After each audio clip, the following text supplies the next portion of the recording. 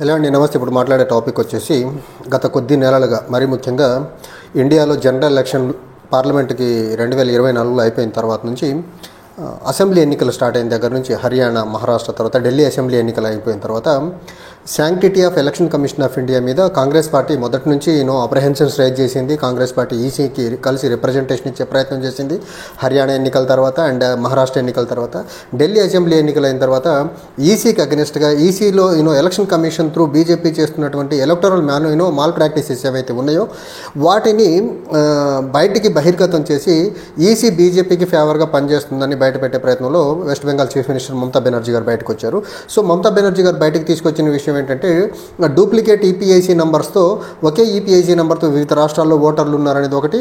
And Congress party తీసుకొచ్చినటువంటి బయటకు తీసుకొచ్చిన అంశం ఏంటంటే ఒకే హౌస్ అడ్రస్తో వేల సంఖ్యలో ఓటర్లు నమోదైపోయి వాళ్ళందరూ బీజేపీకి అనుకూలంగా ఓటింగ్ జరిగేలా ఎలక్షన్ కమిషన్ ఆఫ్ ఇండియా వాళ్ళకి సహకరిస్తుందని రెండు అంశాలు తీసుకొచ్చినాయి.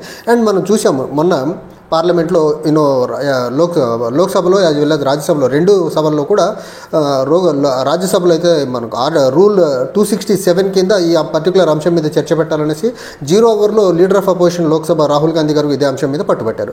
సో ఈ పట్టుబట్టిన తర్వాత గవర్నమెంట్ మేము చేసేది ఏం లేదు అనేసి గవర్నమెంట్ చేతులు దులుపుకున్న క్రమంలో, ఎందుకంటే ఇండియాలో ఎలక్షన్ ఫ్రీ అండ్ ఫెయిర్ మేనర్లో జరపాల్సిన బాధ్యత కాన్స్టిట్యూషనల్ బాడీ అయినటువంటి ఎలక్షన్ కమిషన్ ఆఫ్ ఇండియా మీద ఉంది. కాబట్టి పార్లమెంట్లో బయట పెద్ద మొత్తంలో దీని మీద చర్చ మొదలైన తర్వాత విధిలేని పరిస్థితుల్లో ఎలక్షన్ కమిషన్ ఆఫ్ ఇండియాలో ఉన్నటువంటి state parties as well as national parties అన్నిటికీ అంటే ఈ ఎలక్షన్ ప్రాసెస్లో ఇన్వాల్వ్ అవుతున్న స్టేక్ హోల్డర్స్ అందరికీ లెటర్ రాసి వాళ్ళందరినీ ఫర్దర్ టాక్స్ని పిలిచేదానికైతే ఇన్విటేషన్ ఇచ్చే ప్రయత్నం అయితే చేసింది. ఇందులో ప్రధానంగా దగ్గరగా election commission of India national state పార్టీస్ని పిలిచి వాళ్ళందరి పార్టీల దగ్గర ఉన్నటువంటి అప్రహెన్షన్స్ ఏమైనా సబ్మిట్ చేయమని అడగడం జరిగింది. దీనికి April 30th లోపు సజెషన్స్ ఇవ్వాలని అడగడం అయితే జరిగింది.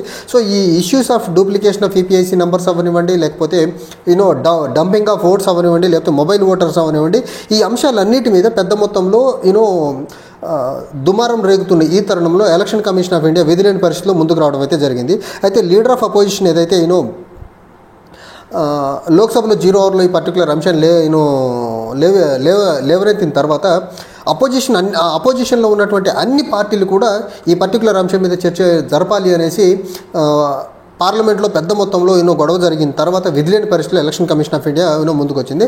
And election commission of India ప్రతి పార్టీకి ఇన్విటేషన్ పంపిన క్రమంలో ఎలక్షన్ కమిషన్ ఆఫ్ ఇండియా చెప్పింది ఏంటి అంటే, representation of people act 1950, 1951, registration of electoral rolls 1960, conduct of election rules 1961, as well as supreme court instructions, guidelines, handbooks, manuals, ఇవన్నీ time to time ఏవైతే ఉన్నాయో సుప్రీంకోర్టు నుంచి వచ్చినట్లు గైడ్లైన్స్ కానీ మెమొరాండమ్స్ కానీ ఏవైనా సరే వాటన్నిటి ఆధారంగానే election commission of India free and fair మేనర్లోనే ఎన్నికలు జరుపుతూ ఉంది. బట్ స్టిల్ అపోజిషన్ పార్టీస్కి, భారతదేశంలో ఉన్న వివిధ రాజకీయ పార్టీలకి ఏమైనా అప్రహెన్షన్స్ ఉంటే April 30th లోపు సజెషన్స్తో ముందుకు రావాలని ఎలక్షన్ కమిషన్ ఆఫ్ ఇండియా అయితే ఇన్వైట్ చేయడం అయితే జరిగింది. ఈ ప్రాసెస్ మొత్తంలో దగ్గరగా పొలిటికల్ పార్టీస్తో పాటు ఒక 28 మంది 28 గ్రూపులు స్టేక్ హోల్డర్స్గా ఉన్నటువంటి అందరికీ కూడా election commission of India invitation అయితే పంపడం జరిగింది. చూడాలి ఈ ప్రక్రియతో. ఇప్పుడు ఎలక్షన్ కమిషన్ ఆఫ్ ఇండియా చెప్తున్నట్టు representation of people act 1951, registration of electoral rules 1960, conduct of election rules 1961 and supreme court guidelines ఏవైనా వీటి ప్రకారం ఫ్రీ అండ్ ఫెయిర్ మేనర్లో ఎన్నికలు జరిపేదానికి ఎలక్షన్ కమిషన్ ఆఫ్ ఇండియా పనిచేస్తుందని చెప్పిన క్రమంలో మహారాష్ట్రలోని సిరిడి జిల్లాలో ఒకే అడ్రస్తో 7,000 ఓట్లు ఎలా రిజిస్టర్ అయిందని ఇవన్నీ ప్రాపర్గా పనిచేసి ఉండుంటే ఒకే అడ్రస్తో 7,000 ఓట్లు ఎలా నమోదైనాయి? తర్వాత ఈ set rules as well as set conventions అన్ని ప్రాపర్గా పనిచేస్తున్నట్లయితే హర్యానాలో ఉండే ఓటర్ వెస్ట్ బెంగాల్లో ఎలా ఉంటాడు, రాజస్థాన్లో ఉండే ఓటర్ వెస్ట్ బెంగాల్లో ఎలా ఉంటాడు, ఒకే ఈపీఐసీ నెంబర్లో రెండు రాష్ట్రాల్లో ఓటర్ను ఎలా నమోదు చేయించారు? So election commission of India ఏదైతే చెప్తుందో ఈ రూల్స్ ప్రకారం ఫ్రీ అండ్ ఫెయిర్ మేనర్లో ఎన్నికలు జరుపుతున్నాం అనేది ఇది ఖచ్చితంగా ముమ్మాటికి తప్పు అనేది మాత్రం చాలా క్లియర్గా ప్రూవ్ అవుతుంది. ఎందుకంటే ఒకే అడ్రస్తో 7,000 ఓట్లు నమోదు కాకూడదు, నంబర్ 1. నంబర్ 2, ఒకే ఈపీఐసీ నంబర్తో వివిధ రాష్ట్రాల్లో అయితే మన ఓటర్ కార్డు ఉండేదానికైతే ఆస్కారం లేదు. సో దీన్ని బేస్ చేసుకొని మాల్ ప్రాక్టీసెస్కి election commission of India side నుంచి ఎక్కడో కొన్ని లూప్ హోల్స్ ఉన్నాయి. ఆ లూప్ హోల్స్ని అడ్డం పెట్టుకొని బీజేపీ తన ఎలక్ట్రల్ గెయిన్స్ని అయితే పొందే ప్రయత్నం అయితే చాలా క్లియర్గా చేస్తుంది. అండ్ ఎలక్షన్ కమిషన్ చాలా క్లియర్గా పొలిటికల్ పార్టీస్ని ప్రోయాక్టివ్ మెజర్స్తో రావాలని అయితే కోరుకోవడం జరిగింది. ప్రోయాక్టివ్ మెజర్స్తో ఎన్ని పార్టీలు వచ్చినా బీజేపీ దొడ్డిదారుల్లో ఎలక్షన్స్ ఓటర్లు నమోదు చేస్తున్న ప్రక్రియని అడ్డుకట్ట వేసేదానికి మీ దగ్గర ఏముందో ఎలక్షన్ కమిషన్ ఆఫ్ ఇండియా కూడా దేశ ప్రజలకి తెలియజేయాల్సిన అవసరం ఉంది. మీరు అపోజిషన్ పార్టీస్ని లేకపోతే ఇక్కడ అవకతవకలు జరుగుతున్నాయని చెప్పే పార్టీల దగ్గర ప్రొయాక్టివ్ మెజర్స్తో రావాలన్నారు. Yes, they will come. But మీ సైడ్ నుంచి ఫ్రీ అండ్ ఫెయిర్ మేనర్లో ఈ సెట్ రూల్స్ కాకుండా ఇంకేమన్నా మెజర్స్ ఉన్నాయా? లైక్ డూప్లికేషన్ ఆఫ్ ఈపీఐసీని ఎరాడికేట్ చేసేదానికి మీ దగ్గర ఏమైనా మెజర్స్ ఉన్నాయా? లేకపోతే ఒకే డోర్ నెంబర్తో వందల వేల నెంబర్లో ఓటర్లు నమోదు అవుతున్న క్రమంలో వాటిని ఎరాడికేట్ చేసేదానికి మీ దగ్గర మెజర్స్ ఏమున్నాయి? అవి కూడా మీరు దేశ ప్రజలకు తెలియజేయాల్సిన ఆవశ్యకత అయితే ఉంది. అంటే 2014 నుంచి బీజేపీ గెలిచిన దగ్గర నుంచి చూస్తుంటే ఖచ్చితంగా ప్రతి ఎన్నికల్లో ఏదో ఒక మాల్ ప్రాక్టీసెస్ చేసుకుంటూ బయటకు వచ్చారు. కాకపోతే దొంగను పట్టేదానికి కొంచెం టైం పట్టింది అపోజిషన్ పార్టీస్కి. లేకపోతే దేశవ్యాప్తంగా తీవ్రమైన వ్యతిరేకత ఉన్న దగ్గర కూడా, ఇప్పుడు మొన్న హర్యానా ఎన్నికల్లో ఒక్క ఎగ్జిట్ పోల్ కూడా బీజేపీ గెలుస్తుందని చెప్పాలి, కానీ బీజేపీ గెలిచేసింది. మహారాష్ట్రలో టఫ్ ఫైట్ ఉంటుంది అన్నారు, కానీ బీజేపీ ల్యాండ్ స్లైడ్ మెజారిటీతో బీజేపీ కూటమి గెలిచేసింది. అంతకుముందు ఎగ్జిట్ పోల్స్ అంటే దాదాపుగా ఎగ్జిట్ పోల్స్కి చాలా దగ్గరగా పోల్ రిజల్ట్స్ ఉండేవి. కానీ ఈ బీజేపీ పవర్లోకి వచ్చిన తర్వాత నుంచి ఎగ్జిట్ పోల్స్కి పొంతన లేని రిజల్ట్స్ వస్తున్నాయి. జనాలు కూడా చాలా రాష్ట్రాల్లో, ఈవెన్ మన ఆంధ్రప్రదేశ్లో కూడా మేము పలానా పార్టీ కోటేసాం, ఆ పార్టీ ఓడిపోవడం ఏంటని చెప్తున్నారు. ఈవెన్ మహారాష్ట్ర ఎన్నికల్లో రిజల్ట్ వచ్చిన తర్వాత కూడా గ్రామస్తులు బయటకు వచ్చి మేము ఓటు మొత్తం కాంగ్రెస్ పార్టీకి మెజారిటీకి వేస్తే కాంగ్రెస్ పార్టీకి ఆ బూత్ నుంచి ఒక్క ఓటు చూపించిందంట. అంటే ఎక్కడో ఒక దగ్గర మాల్ ప్రాక్టీసెస్ జరుగుతున్నాయి.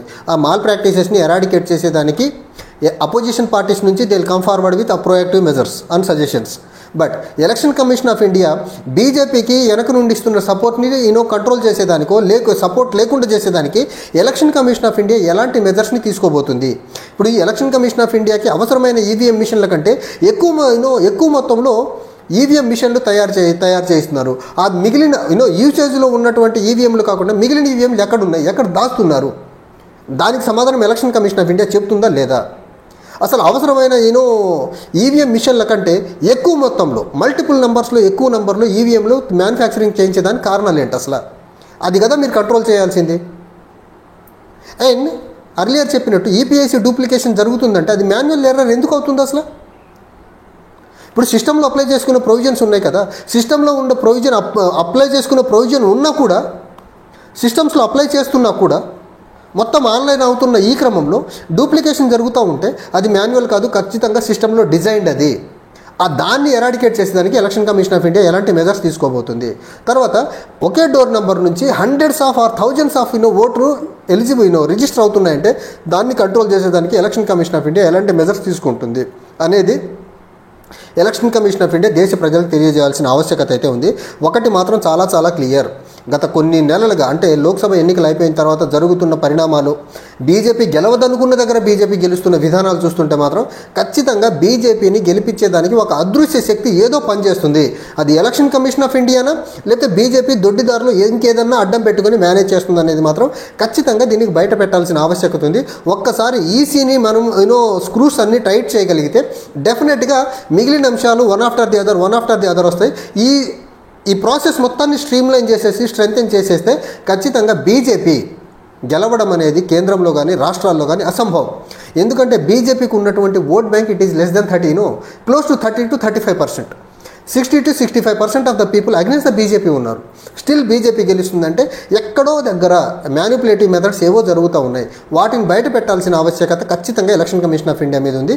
చూడాలి ఈ అపోజిషన్ పార్టీస్, స్టేక్ హోల్డర్స్ అందరు కలిసి ఇచ్చే రిప్రజెంటేషన్స్, సజెషన్స్ ఏవైతే ఉన్నాయో దాన్ని తూచా తప్పకుండా ఈసీ ఇంప్లిమెంట్ చేస్తుందా, యాజ్ యూజువల్గా అది ఒక కస్టమరీ సెరమనీలా పెట్టేసేసి దాన్ని పక్కన పెట్టేస్తారని చూడాలి. Thank you.